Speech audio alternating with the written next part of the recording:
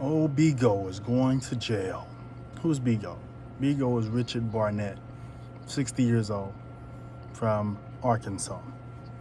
He's charged with entry and remaining on restricted grounds, violent entry, and theft of public property. Who is this? This is a guy you've seen on so many photos that have been going around social media of an idiot white guy sitting in Nancy Pelosi's desk in the Capitol. Sitting in her seat, foot on her desk, rummaging through her items. Quite an embarrassment, to be honest, even to say the least. He also has been quite braggadocious about it, even insinuating that he perhaps is going to tell his story all the way to the DC jail. He talked with the New York Times, it seems, and says that he boasted about taking a personal envelope, but he insisted that he didn't steal it and that he left a quarter on her desk. He also alleges that he knocked on the door and then other people behind him pushed him through. He's not taking this very serious. Very arrogant old 60-year-old man in Arkansas, of all places.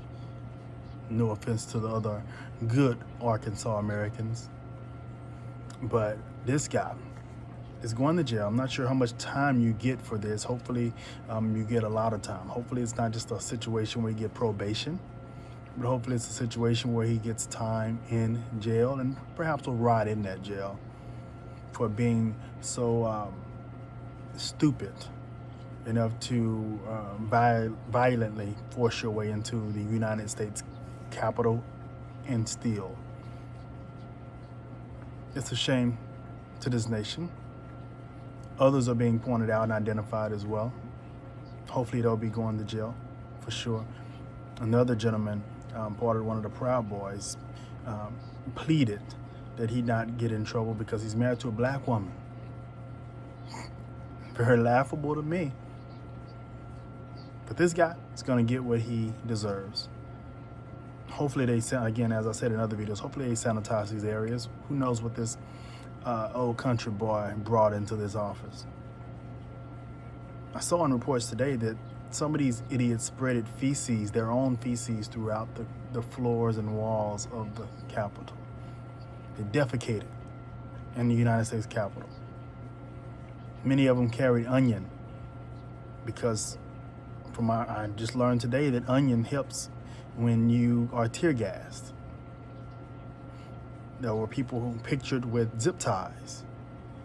Seems as though they had plans on taking hostages, potentially United States congressmen and women. And yet there's still people that are making excuses for these individuals. I spoke with someone recently as yesterday. Interestingly, she's a little older than this gentleman. She's 70, Caucasian woman, white woman. Made excuses. Her excuse was, these people are angry about the election and the unfairness of the election. That's why they did this. And I asked her, what are your thoughts on the black folk in Louisville, Portland, that ravaged the streets? Do you feel the same way? Because she stated that these people felt like they didn't have a voice at the Capitol. I said, what about those folks that are sick of black folk getting shot and feel like they don't have a voice and wanted to do something that would get the attention? Like you're saying, these folks are trying to get the attention. Do you have that same grace? Do you?